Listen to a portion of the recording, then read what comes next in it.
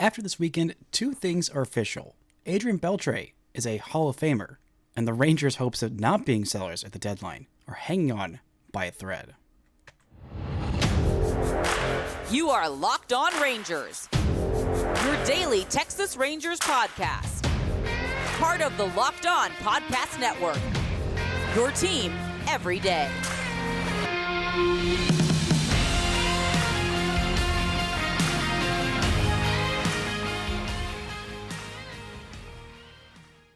You are locked onto the World Series champion Texas Rangers. I'm Bryce Patrick, a cripplingly addicted Texas Rangers fan covering this team for 11 seasons, including all 6 as the founder and host of this podcast. Thank y'all so much for making Locked On Rangers your first listen every single day. If you're not already, you can follow me on Twitter at Bryce Patrick. You can follow the show at Locked On Rangers. Hit subscribe on your favorite podcasting platform and on YouTube, where the best way you can help grow the show is to comment nearly any single thing below. Now, before we get into Adrian Beltre's Hall of Fame induction and a brutal weekend for the Rangers, this episode is brought to you by PrizePicks, the easiest and most exciting way to play daily fantasy sports. Go to prizepicks.com/LockedOnMLB. Use code all lowercase LockedOnMLB for a first deposit match up to $100.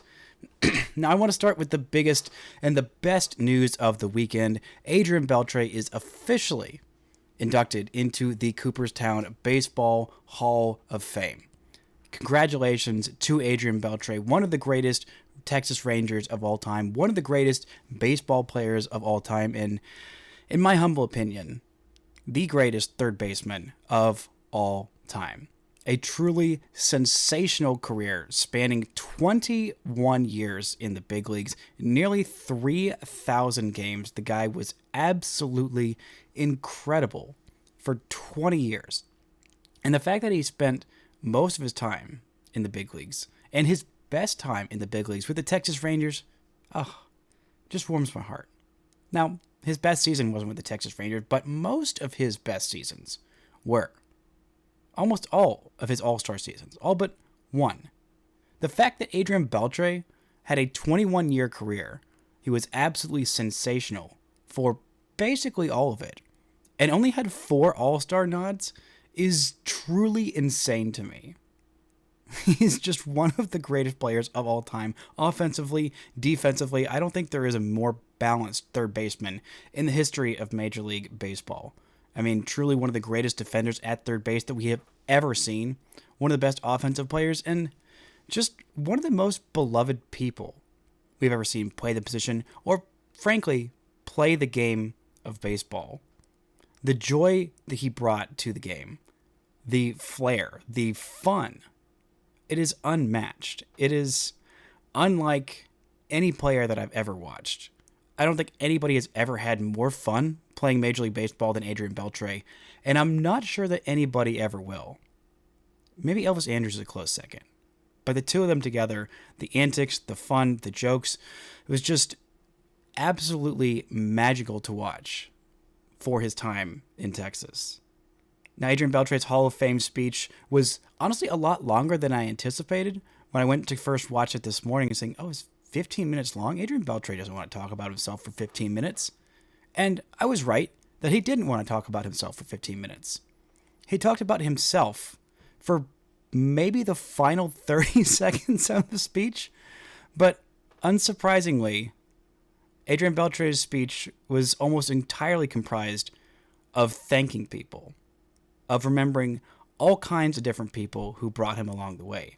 From his time first starting in baseball at all, to the kid back in the Dominican Republic who switched positions with him to play third base for the very first time. He started off as a second baseman, and then very early on, the guy who was playing third base on his team said, "Hey, I want to play second. I think you'd love third base." And he was absolutely, he could not have been more correct on that. But Adrian, remembering that kid's name, remembering the kid who brought him to his first baseball team, remembering the first scouts, first GMs, first everybody involved with him, from the clubbies at the clubhouse to the training staff to his agency to GMs to owners to teammates to all kinds of different people involved. He remembered everybody and specifically thanked everybody. And that shocks absolutely nobody. It also shocks absolutely nobody that he had to get a little barb in there. Felix Hernandez talking about the final at bat. The line that I think I loved the most was him talking. He said, "Oh, I showed up in Seattle with a bunch of great, my favorite teammates to play with ever, Raul Ibanez, and named off a couple other guys, and said, oh, and some guy who called himself King Felix." And he said, "You're only as good as your last at bat, but remember, I got a homer off of you in my last at bat, so therefore I won forever." King Felix being shown in the crowd, just giving him a standing ovation there, and smiling and laughing. I mean, watching those two go at it was so much fun. He talked about how much he loved playing with Felix, but playing against him was even better, and it was even better for all of us getting to watch their battles back and forth across the years. I mean, I've never seen two players, bark at each other and laugh in the same in-plate appearances as often as those two did. No matter what the result was, whether Adrian struck out badly, whether he, blooped a single, or whether he got an absolutely colossal home run, he was going to be chirping. And that's part of baseball that makes it so much fun. And also, of course, listing off every one of his favorite Rangers teammates and conveniently forgetting to say Elvis Andrus' name until the very end, just to make him sweat. Getting in some digs there about him trying to catch every single pop-up on the left side of the infield because Elvis wanted to improve his fielding percentage, and then giving those heartfelt speeches, about how much Elvis meant to him as a little brother, how much all of his teammates meant to him, how much his family meant to him. The part about his wife being the backbone of his family. I mean, seeing him be, thriving here in his post-baseball career. That's what I want for all of my favorite players, for them to be able to walk away from the game and say, you know what? I miss it a little bit, but I love being with my family. Seeing him beaming up there with pride, talking to his kids, making jokes, being a part of the game, being still a part of that game, but being able to go and live his life and thrive. That is what I want for all of my favorite athletes, and Adrian Beltre will always be one of the favorites. Watching him play, seeing him not only be amazing on the field, but bring that kind of fun and goofiness and embrace the silliness that is baseball. Major League Baseball is silly. A lot of times we take it a little bit too seriously, but my favorite parts of Major League Baseball are those moments like Elvis trying to touch his head, or Elvis and Adrian throwing his glove at him, or Adrian moving the on-deck circle and getting thrown out of a baseball game. I mean, those are the kind of moments that make the everyday, the grind, so much fun for not just them and for the fans as well. I mean, there are not a whole lot of guys that are like that in Major League Baseball today that have that fun goofiness and just embrace the ridiculousness and randomness of Major League Baseball like Adrian Beltre did. He is an all-timer. He is one of the greatest ever. I mean, 93.5 career baseball reference WAR is absolutely insane. Over 1,700 RBIs, over 450 home runs, 3,166 hits. I mean, not just a member of the 3,000 club. He blew by that thing.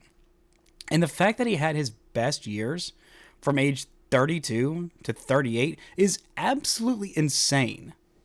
I mean, the longevity that he had in his career is just bonkers to me. That someone can be this great for this long. I mean, signing him at his age 32 season, he wasn't an all-star until he was 31 years old. 31 years old. That's insane.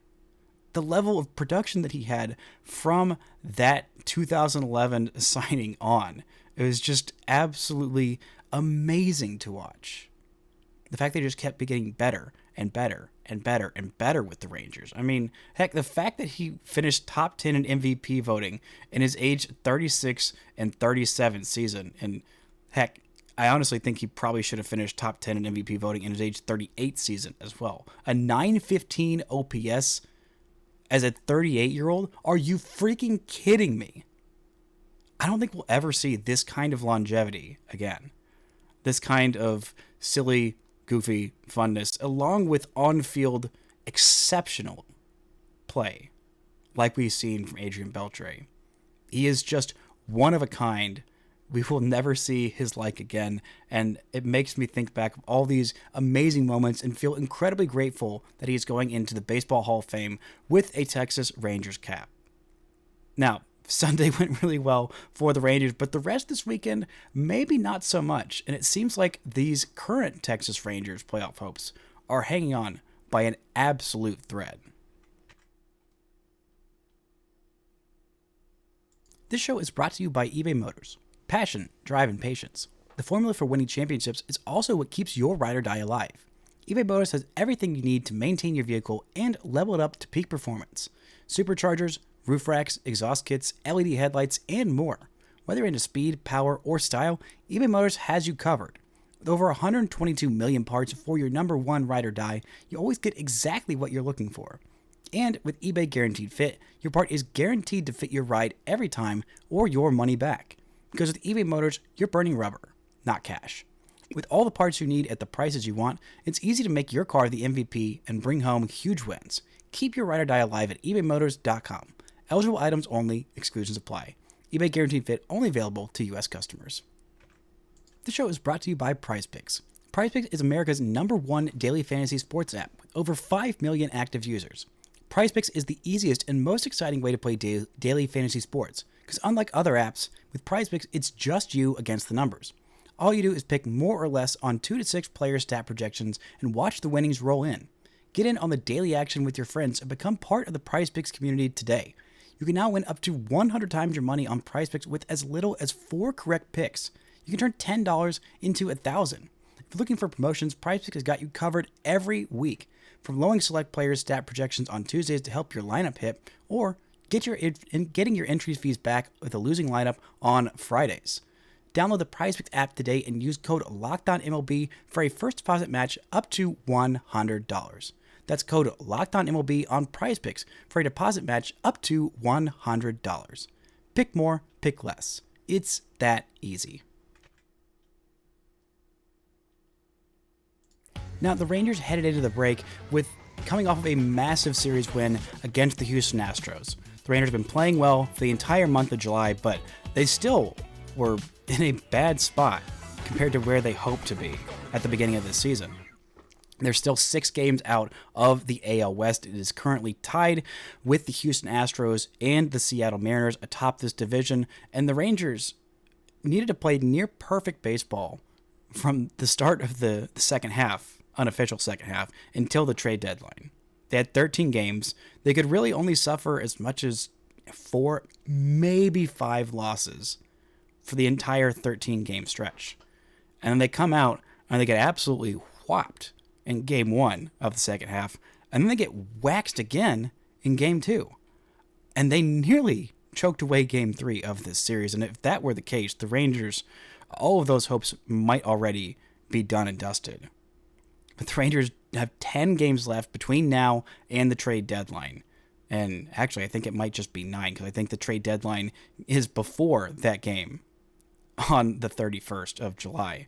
So the Rangers have, let's say 10. Let's be generous and say 10 games left. They are now 1-2.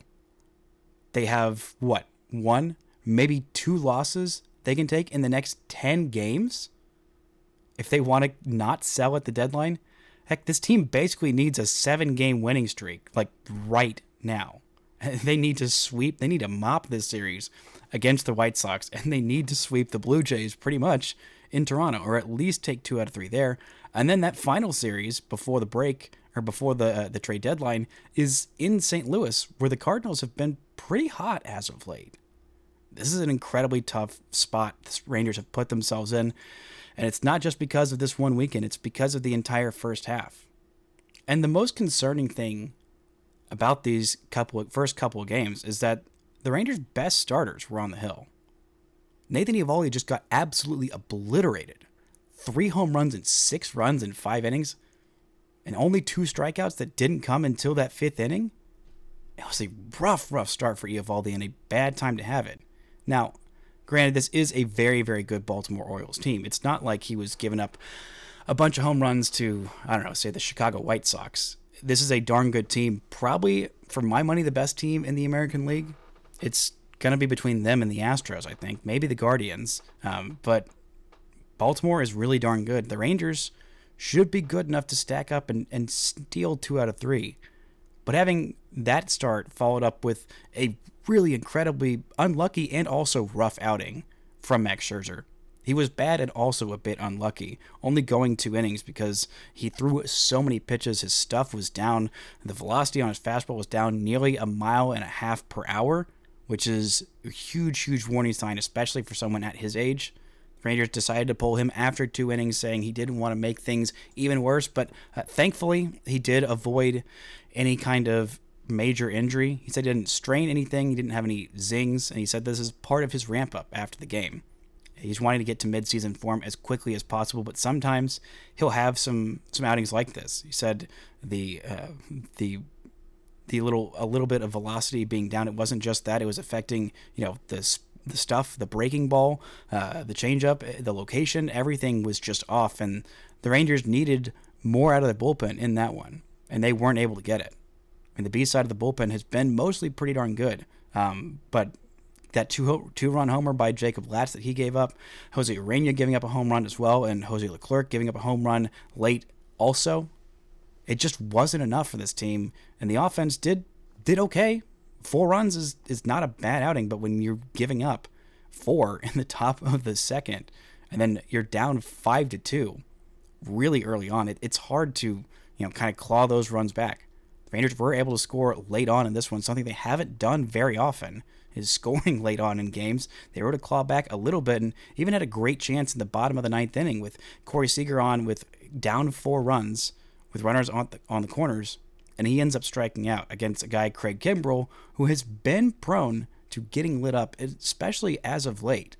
The Rangers got some bad timing facing this Baltimore Orioles team after the break as opposed to before it, because before it, the Orioles were struggling for the last couple of weeks leading into the All-Star break. They did end their All-Star first half with a really absolutely wacky and wild walk-off win against the Yankees, but they still dropped the first 2 out of 3 games. They nearly blew that one on Sunday as well, but they used the break to get themselves right. Apparently Gunnar Henderson was just waiting. Adley Rutschman was just waiting for the end of this week to hit well in Arlington. Not going to do it during the All-Star game. Gunnar Henderson wasn't going to hit well during the All-Star game or during the Home Run Derby, saving all of those hits, all of that offensive firepower for the games that count. I respect him for it, even though I don't like it. But this Rangers team has put themselves in a bad spot. Having those 2 games back-to-back was incredibly worrying, but being able to have the game that they did on Sunday, getting that massive 3-run homer by Jonah Heim, getting a great pitching performance from Andrew Heaney against a very talented lineup, getting a mostly great bullpen day from Josh Boers, going a couple of innings with no walks, just 1 hit and 3 strikeouts.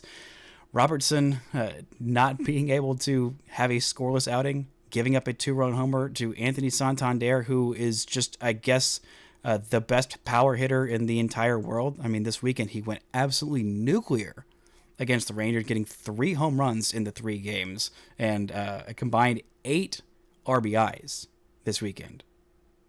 Just an incredible weekend for Anthony Santander. But this entire Baltimore Orioles lineup, it kind of reminds me of last year's Rangers squad. Like, it's just a very deep, very talented lineup that just hits against everybody. When someone is having a bad day, they have enough depth in their lineup to actually make up for it.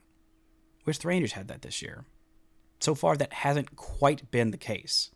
There's still some hope there. There's still, they're facing off against a terrible White Sox team. I mean, truly horrendous White Sox team this week, and the Rangers have the ability to take all 4 of these games and get themselves on a hot streak. They head into Toronto after that. Toronto's an absolute mess this year, and they're about to start selling off some pieces, I'm pretty darn sure, before this trade deadline, because there is no way they're getting back into the division race, let alone the wild card picture. I mean, most of their stars have been just truly bad this year. So if the Rangers are going to go on a 7-game winning streak, which would be the longest of the season, these are 2 of the perfect teams to do it against. But painting yourself back in this wall is not great. It is concerning, and having Max Scherzer have that kind of an outing, it makes you really, really nervous about what his next outing is going to be, because right now the Rangers have their starters listed for the series against Chicago. They've got Michael Lorenzen on Monday. They've got John Gray on Tuesday. They got Eovaldi on Wednesday. And Thursday would be Max Scherzer's spot in the rotation, but they're still waiting to see how he feels after this. He threw a little bit in the bullpen during the All-Star break, said he didn't feel great, but was thinking that everything would be back and fine by the time he made his start on Saturday. He was pulled a little bit early in his Sunday start against the Astros, where he was mostly pretty good, but still would have liked to have seen him, finish that off.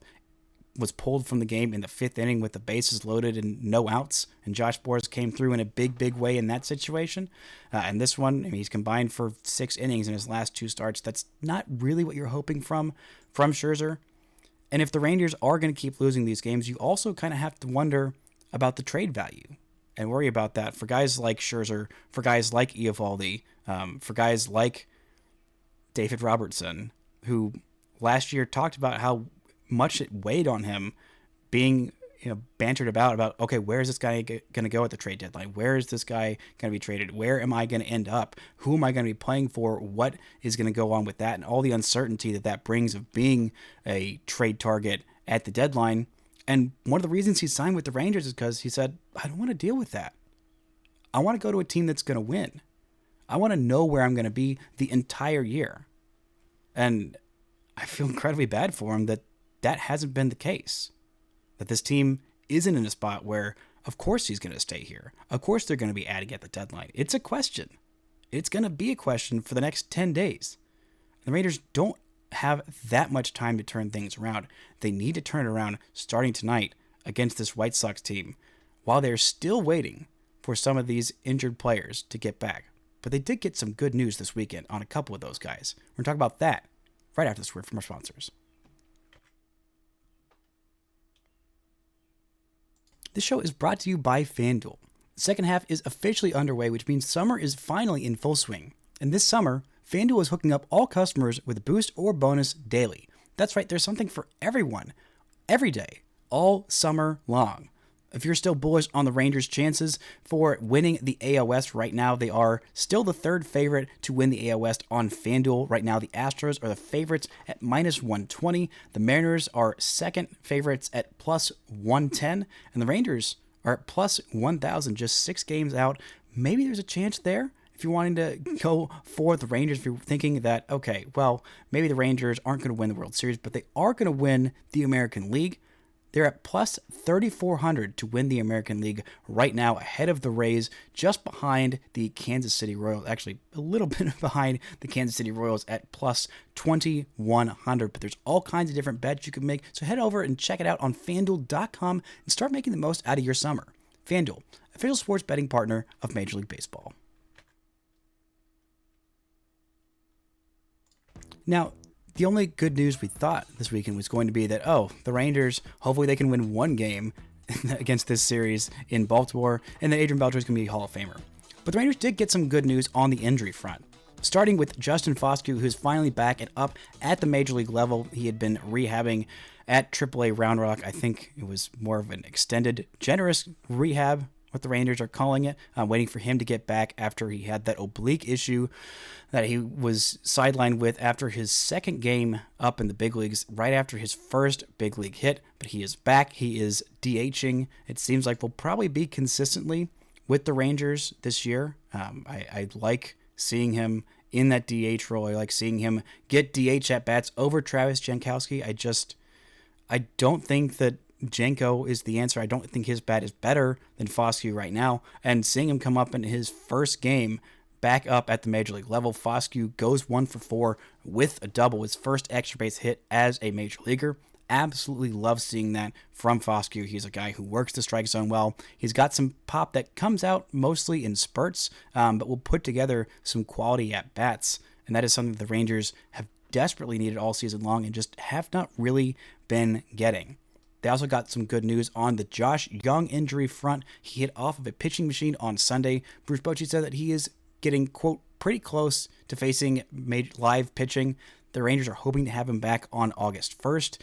That would be 4 months to the day after he got hit in the wrist by that pitch from stinking Phil Maton, leaving him out for 4 months, when initially the optimistic projection was 4 to 6 weeks.